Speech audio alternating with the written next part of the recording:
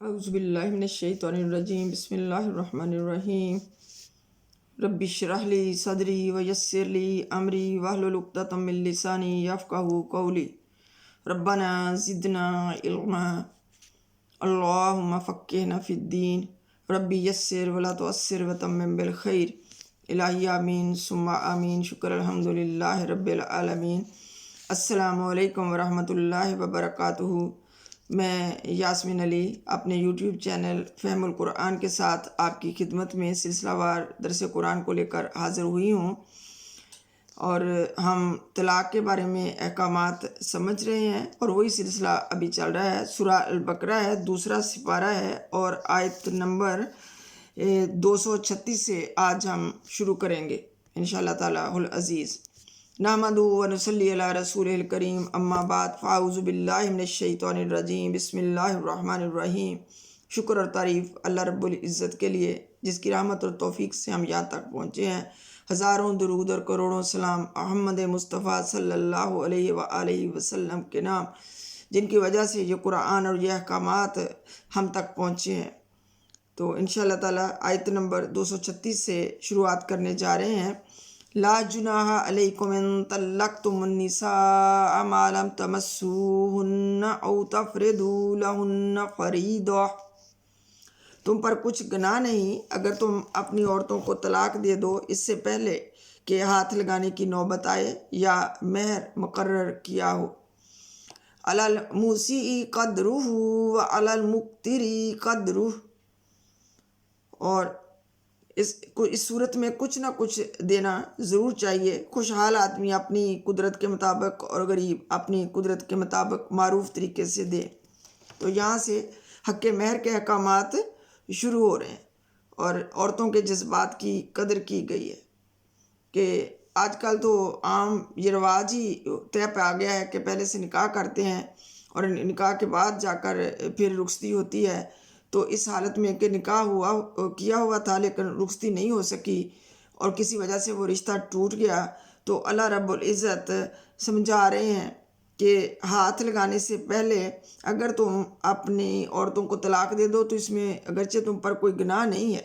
اور اگر حق مہر مقرر کیا ہو یا نہ کیا ہو تو کچھ، اگر حق مہر مقرر نہیں کیا اور نکاح ٹوٹ گیا تو اس صورت میں بھی انہیں کچھ نہ کچھ ضرور دینا چاہیے، کیونکہ اس طرح رشتہ جوڑنے کے بعد توڑنے سے بہرحال عورت کو کچھ نہ کچھ نقصان تو پہنچتا ہی ہے۔ اس کے جذبات مجروح ہوتے ہیں، اس کی عزت نفس پر چوٹ پڑتی ہے، اور اس کے خاندانی وقار اور اس کی عزت میں فرق آتا ہے۔ اس لیے اللہ نے حکم دیا کہ حسب قدرت اس کی تلافی کرو۔ اگرچہ نکاح کے بعد رشتہ ٹوٹنے سے کچھ دے دلا کر کسی کے دل پر جو چوٹ لگتی ہے اس کی بھرپائی تو نہیں ہو سکتی، لیکن اب کچھ نہ کچھ جو خرچہ ہوا ہوتا ہے نکاح پہ، اور آج کل نکاح اگر ہم دیکھتے ہیں کتنے لاوش نکاح ہوتے ہیں، اور شادی سے زیادہ نکاحوں پر خرچہ ہو رہا ہے، تو کچھ نہ کچھ تو بچی کے والدین کی حق تلفی جو ہو رہی ہے اس کی تلافی ہو سکے گی۔ اور اللہ تعالیٰ کہتے ہیں کہ جو صاحب قدرت ہے، جو امیر لوگ ہیں، وہ اپنی حیثیت کے مطابق دیں گے حق مہر، یا وہ جو بھی دینا چاہتے ہیں، اور جو غریب ہے وہ اپنی حیثیت کے مطابق دے گا۔ متاع بالمعروف، اور معروف طریقے سے دینا ہے، عزت کے ساتھ دینا ہے، ان کو ذلیل نہیں کرنا کہ لے لو یہ تم نے خرچہ کیا تھا تو ہم تمہیں واپس کر رہے ہیں یا تمہارے منہ پہ مارے ہیں، اس طرح کی باتیں نہیں کرنے۔ معروف طریقے سے دینا ہے، یعنی خاموشی سے، صلح صفائی سے معاملات کو نمٹانا ہے۔ اور اللہ رب العزت نے حقاً علی المحسنین، یہ حق ہے محسنین پر کہ احسان کا معاملہ کرو ایک دوسرے پر۔ یہ اللہ نے لازم کیا ہے کہ کچھ دے دلا کر، رخصتی سے پہلے نکاح ٹوٹتا ہے تو کچھ دے دلا کر آسان طریقے سے اس رشتے کو ختم کرنا ہے۔ وَإِن طَلَّقْتُمُوهُنَّ مِن قَبْلِ أَن تَمَسُّوهُنَّ وَقَدْ فَرَضْتُمْ لَهُنَّ فَرِيضَةً فَنِصْفُ مَا فَرَضْتُمْ۔ جو پہلی قسم تھی وہ نکاح ہوا تھا لیکن حق مہر مقرر نہیں ہوا تھا۔ اب دوسری قسم کا رشتہ کہ اگر تم نے ہاتھ لگانے سے پہلے طلاق دی ہو لیکن مہر مقرر کیا جا چکا ہو تو اس صورت میں نصف مہر دینا ہوگا۔ یہ نکاح ہوا تھا، رخصتی نہیں ہوئی، اور میاں بیوی والا تعلق ابھی قائم نہیں ہوا، اور طلاق ہو گئی۔ تو لیکن چونکہ حق مہر مقرر ہو چکا تھا تو اس صورت میں جو مقرر کردہ حق مہر تھا اس کا آدھا وہ ادا کرنا ہوگا۔ ہاں یہ اور بات ہے، اللہ تعالیٰ کہہ رہے ہیں کہ الا ان یعفون او یعفو الذی بیدیہ عقدۃ النکاح، یہ اور بات ہے کہ عورت نرمی برتے اور مہر نہ لے، یا وہ مرد جس کے اختیار میں عقد نکاح ہے نرمی سے کام لے اور پورا مہر دے دے، یعنی کہ لڑکی کا ولی اگر چاہے تو وہ حق مہر ادا کر سکتا ہے، یا پھر لڑکے کا ولی اگر وہ چاہیں تو وہ پورے کا پورا حق مہر جو ہے وہ ادا کر سکتے ہیں۔ اور یہاں پر اللہ تعالیٰ نے خاص طور پر مردوں کو نرمی برتنے کا حکم دیا ہے۔ وَأَن تَعْفُوا أَقْرَبُ لِلتَّقْوَىٰ، اور اے مردوں اگر تم نرمی سے کام لو تو یہ تقوی سے زیادہ مناسبت رکھتا ہے۔ اب مرد کو اللہ تعالیٰ فیاضی کا حکم دے رہے ہیں کہ نرمی سے کام لو، کیونکہ نکاح ہوا، رشتہ جڑا تھا، بات چیت بھی ہوتی ہے، ایک دوسرے کے گھروں میں آنا جانا بھی ہوتا ہے، تو ایک دوسرے سے رغبت اور انسیت پیدا ہو جاتی ہے، اور اب یہ رشتہ ٹوٹتا ہے تو دونوں طرف جذبات مجروح ہوتے ہیں، لیکن پھر بھی چونکہ مرد زیادہ مضبوط ہوتا ہے اس لیے اللہ رب العزت مرد سے رحم کی اپیل کر رہے ہیں کہ تم فیاضی سے کام لو، یہ تقوی سے زیادہ مناسبت رکھتا ہے۔ وَلَا تَنْسَوُا الْفَضْلَ بَيْنَكُمْ، آپس کے معاملات میں فیاضی کو نہیں بھولو۔ اِنَّ اللَّهَ بِمَا تَعْمَلُونَ بَصِيرٌ، اللہ تمہارے اعمال کو دیکھ رہا ہے، یعنی انسانی تعلقات کی بہتری اور خوشگواری کے لیے یہ کام آپس میں باہم فیاضانہ رویے سے کرنا ضروری ہے۔ اگر ہر ایک شخص اپنی جگہ پر قانونی حیثیت پر ہی اڑا رہے گا تو اجتماعی زندگی کبھی خوشگوار نہیں ہو سکتی، اور ایک اسلامی معاشرے میں اللہ تعالیٰ نے ہمیشہ نرمی اور محبت کا ہمیں سبق دیا ہے۔ اور یہاں پر خاص طور پر اللہ تعالیٰ کہہ رہے ہیں کہ جو کچھ بھی تم کر رہے ہو اللہ تمہارے سارے اعمال کو دیکھ رہا ہے۔ حافظوا علی الصلاۃ والصلاۃ الوسطیٰ وقوموا للہ قانتین، اپنی نمازوں کی حفاظت رکھو، خصوصاً ایسی نماز کی جو کہ درمیانی نماز ہے۔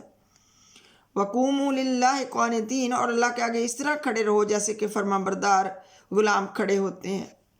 تو تمام قوانین بیان کرنے کے بعد نماز کا حکم آیا ہے، کیونکہ نماز انسان کو جھکنا سکھاتی ہے، اور پھر نماز میں خشوع اور خضوع بہت ضروری ہے، کیونکہ بیٹھ کر نماز پڑھنے والے کو کھڑے ہو کر نماز پڑھنے والے سے کم ثواب ملتا ہے، اور عذر شرعی کے بغیر تو کوئی بھی بیٹھ کر نماز پڑھنا نہیں چاہتا۔ اور یہاں پر خاص طور پر اللہ تعالیٰ نے صلاۃ الوسطیٰ کا لفظ استعمال کیا ہے، تو سب سے زیادہ اقوال جو ہیں وہ نماز عصر کے بارے میں جاتے ہیں کہ صلاۃ الوسطیٰ درمیانی نماز یعنی کہ عصر کی نماز ہے، اس لیے کہ نبی صلی اللہ علیہ وسلم نے اسی نماز کو صلاۃ الوسطیٰ قرار دیا۔ اور جس واقعے سے یہ نتیجہ نکالا جاتا ہے وہ صرف یہ ہے کہ جنگ احزاب کے موقع پر نبی صلی اللہ علیہ وسلم کو مشرکین کے حملے نے اس درجہ مشغول رکھا کہ سورج ڈوبنے کو آ گیا اور آپ صلی اللہ علیہ وسلم نماز عصر نہ پڑھ سکے۔ اس وقت آپ صلی اللہ علیہ وسلم فرمایا، خدا ان لوگوں کی قبروں اور ان کے گھروں کو آگ سے بھر دے، انہوں نے ہماری صلاۃ وسطیٰ فوت کرا دی۔ اور اس سے یہ سمجھا گیا کہ آپ نے نماز عصر کو صلاۃ وسطیٰ قرار دیا ہے۔ وسطیٰ کے معنی کیا ہوتے ہیں؟ بیچ والی چیز، اور ایسی چیز جو اعلیٰ اور اشرف ہو۔ تو صلاۃ وسطیٰ سے مراد بیچ کی نماز بھی ہو سکتی ہے، اور ایسی نماز بھی جو صحیح وقت پر پورے خشوع اور توجہ الی اللہ کے ساتھ پڑھی جائے، اور جس میں نماز کی تمام خوبیاں موجود ہوں۔ اور بعد کا فقرہ خود اس بات کی تشریح کر رہا ہے، وقوموا للہ قانتین، کہ اللہ کے سامنے فرما بردار بندوں کی طرح کھڑے رہو، یعنی کہ نماز میں ادھر ادھر دیکھنا یا کپڑوں سے کھیلنا یا ہاتھ ہلانا یا اس طرح کی ساری حرکتیں نماز کو مکروہ بنا دیتی ہیں۔ فَإِنْ خِفْتُمْ فَرِجَالًا أَوْ رُكْبَانًا، اور بد امنی کی حالت میں ہو تو خواہ پیدل ہو خواہ سوار ہو، جس طرح ممکن ہو نماز پڑھو۔ یہاں سے نماز خوف کے بارے میں اللہ رب العزت احکامات نازل فرما رہے ہیں کہ اگر تم حالت خوف میں ہو، جنگ کی حالت میں ہو، یا کسی اور وجہ سے تمہیں خوف لاحق ہے دشمن کا، تو نماز معاف نہیں ہوگی، نماز نہیں چھوڑ دینی، بلکہ جس طرح ممکن ہو سکے نماز پڑھو۔ فَإِذَا أَمِنْتُمْ، پھر جب تم حالت امن میں آ جاؤ، جب امن میسر آ جائے، فاذکروا اللہ کما علمکم ما لم تکونوا تعلمون، تو اللہ کو اس طریقے سے یاد کرو جو اللہ نے تمہیں سکھا دیا ہے جس سے تم پہلے ناواقف تھے۔ یعنی کہ حالت خوف میں نماز پڑھنے کا طریقہ جو اللہ رب العزت نے سکھایا ہے، آگے جا کر انشاءاللہ تعالیٰ خود قرآن اس کی تشریح کرے گا کہ جنگ کی حالت میں نماز کیسے ادا کی جائے گی۔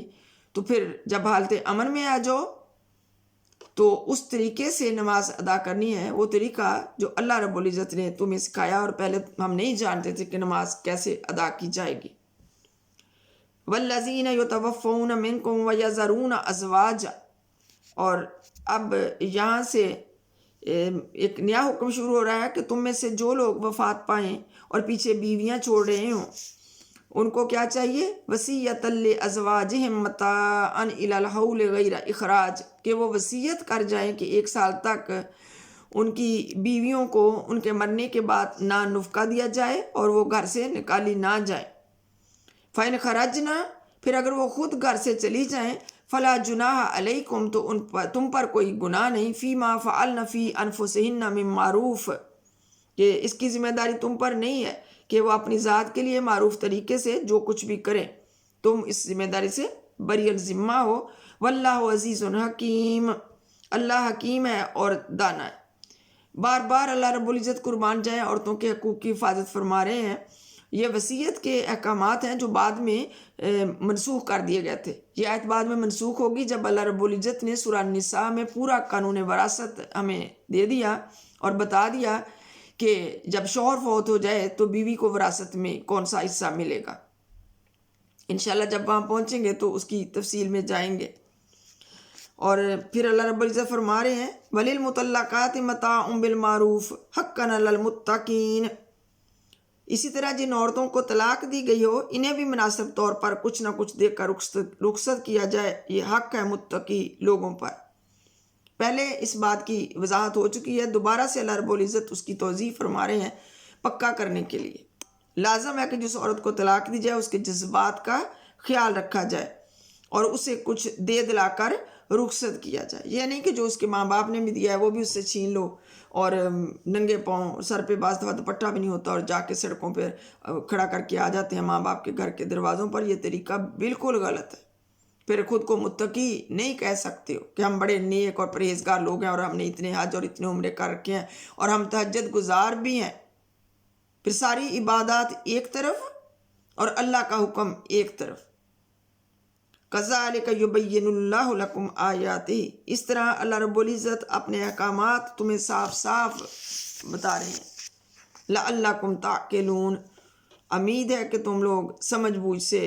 کام لوگے۔ نہایت ہی اہم احکامات ہیں۔ اللہ رب العزت نے کوئی چیز ایسی نہیں چھوڑی جس میں اللہ تعالیٰ نے ہمیں حق مہر کے بارے میں بتایا، اللہ رب العزت نے ہمیں طلاق دینے کا صحیح طریقہ بتایا، اللہ تعالیٰ نے ہمیں طلاق کی عدت سمجھائی، اللہ رب العزت نے ہمیں بیوہ کی عدت کے بارے میں سارے احکامات وضاحت سے بیان کیے،